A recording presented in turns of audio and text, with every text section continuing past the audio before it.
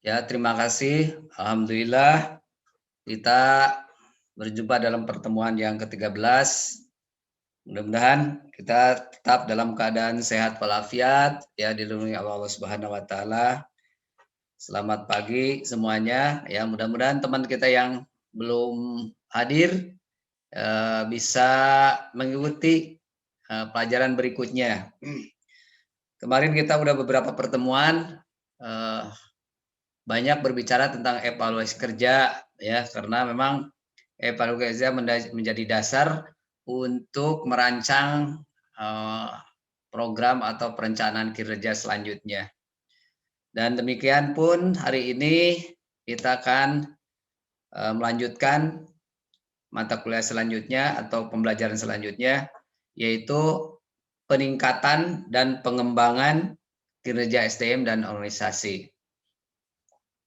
Tentunya semuanya berkaitan erat satu sama lain, ya, dalam pembelajaran manajemen kerja. Nah, pada kesempatan ini kita akan membahas peningkatan dan pengembangan kerja SDM dan organisasi.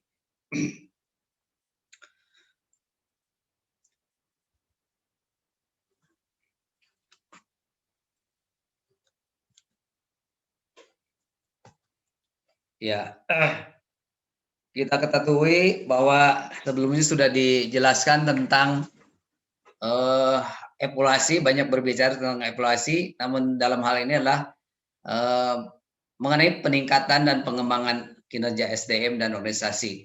Namun demikian, kita tetap masih ada kaitannya dengan evaluasi kinerja, ya. Dalam hal ini perlu sampaikan bahwa dalam teori yang dimaksud dengan evaluasi penilaian atau penilaian kinerja atau evaluasi kinerja merupakan bagian dari integral, ya, proses manajemen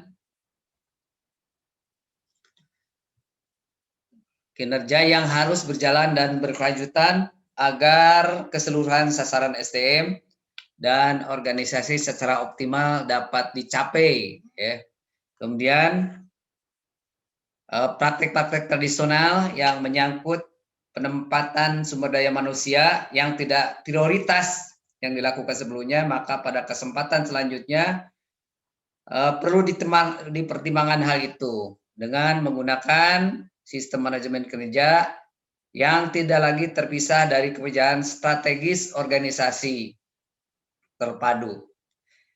Kemudian bahwa diyakini bahwa setiap organisasi dan para manajemen, ya, para manajer harus nantiasa berada pada komitmen pengembangan kompetensi para staf atau karyawan yang bertujuan supaya mampu mendiagnosa berbagai kendala atau permasalahan maupun umpan balik kinerja yang dibutuhkan.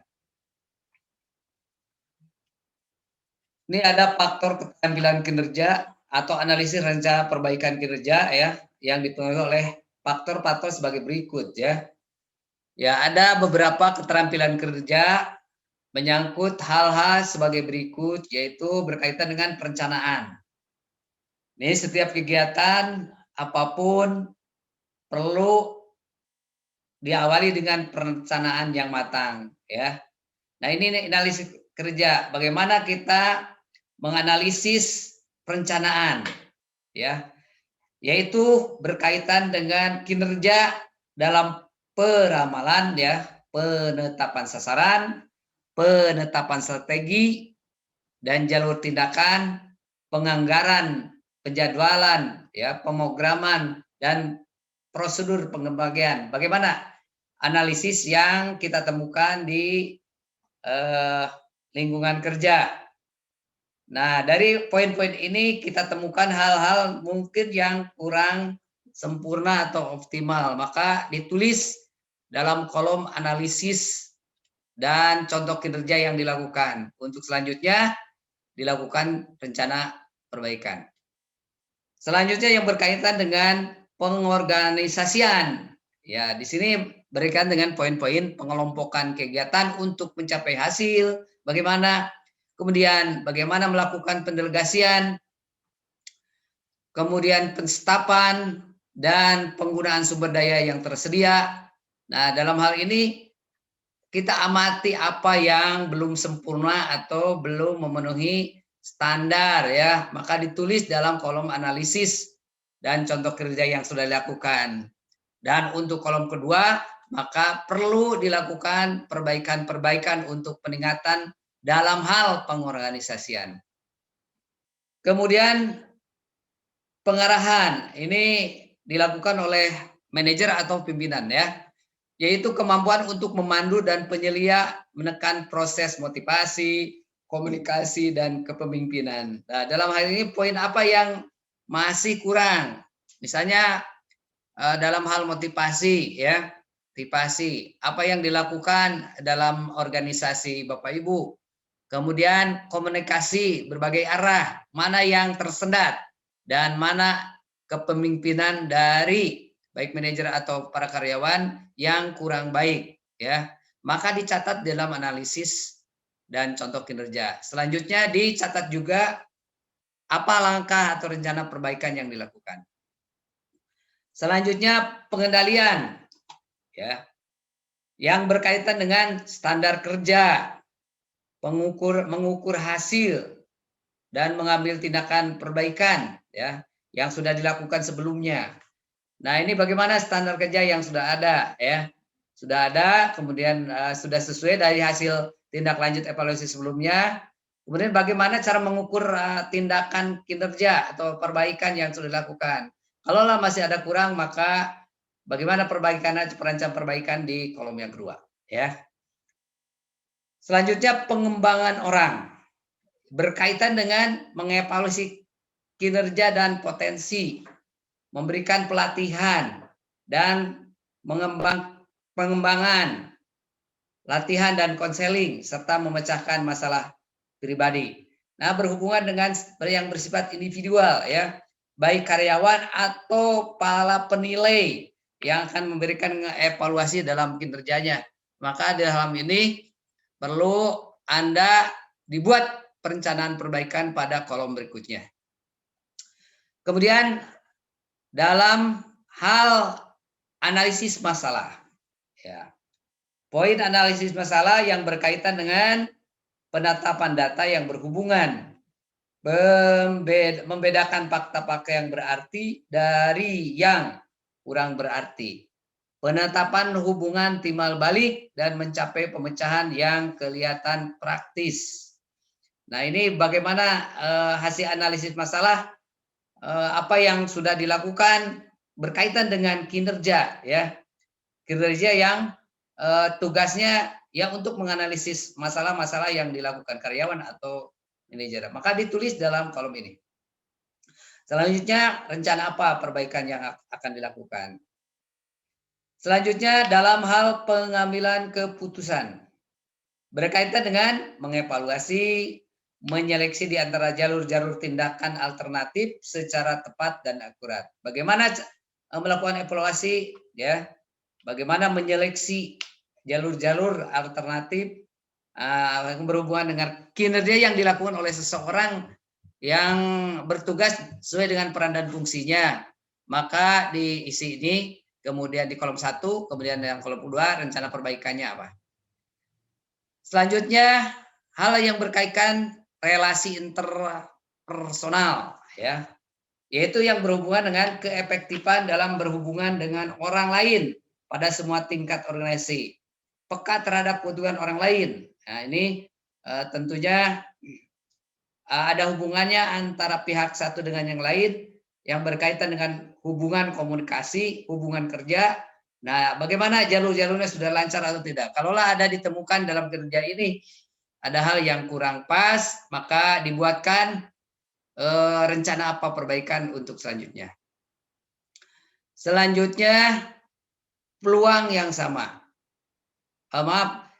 Yang selanjutnya komunikasi, yaitu yang berkaitan dengan kemampuan untuk mendapatkan lintas gagasan dengan cara yang jelas dan meyakinkan, terlatih dalam mendengarkan dan meningkatkan peningkatan dan pengembangan kinerja SDM organisasi, mencari klarifikasi tentang sudut pandang orang lain. Nah, ini yang berhubungan komunikasi antar personel di lingkungan organisasi atau di lingkungan karyawan yang ada di perusahaan atau organisasi yang Ibu pimpin. Selanjutnya, pengetahuan jabatan, yaitu yang berhubungan suatu pemahaman tentang komponen fungsional dari pemilikan jabatan, juga kesadaran akan hubungan kerja dengan bidang lain, pengetahuan ya bidang kerja teknis dan spesialis dari seseorang pegawai itu.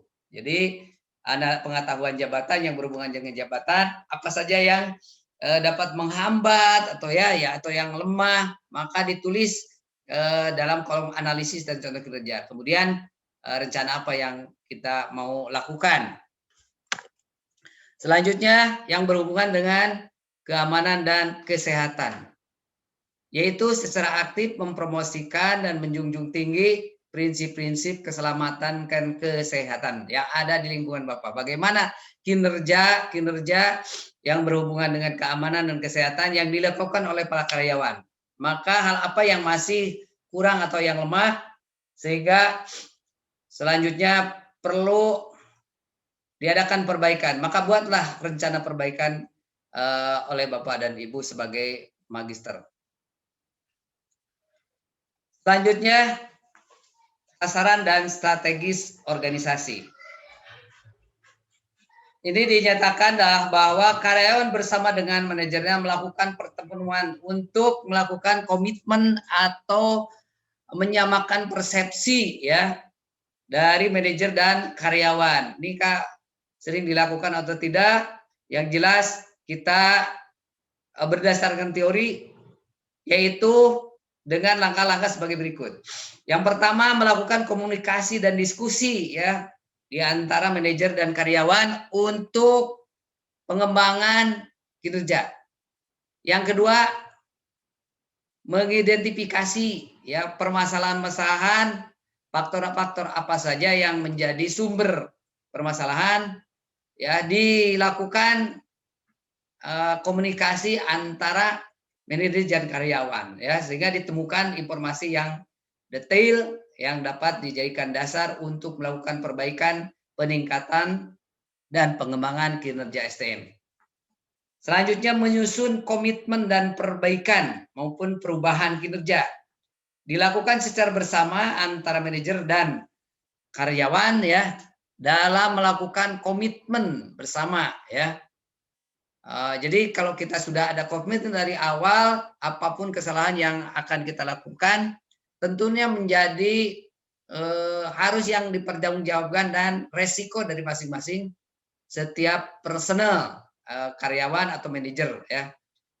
Selanjutnya, mengkaji ulang dan mengubah, menyesuaikan ukuran-ukuran kinerja bila diperlukan. Jadi seandainya dalam pertengahan ada yang harus diperbaiki, maka lakukanlah untuk mencapai sasaran dan strategi organisasi mencapai kinerja yang maksimal.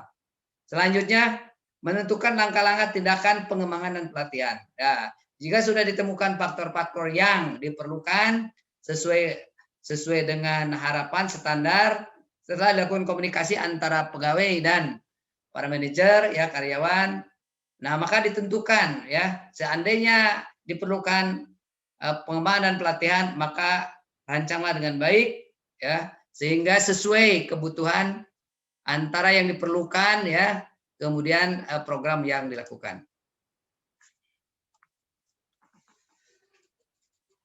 Nah, ini ada komponen-komponen perubahan sistem manajemen ya dalam psikologi kinerja ya. Ini ada dua kolom. Yang pertama adalah komponen-komponen yang menjadi analisis ya. Kemudian yang kedua ada dua hal, ada metode lama dan berbanding dengan metode baru. Metode lama berhubungan dengan penilaian kinerja, sedangkan metode baru komponen ini dilakukan dengan fokus pencapaian. Yang pertama, tujuan.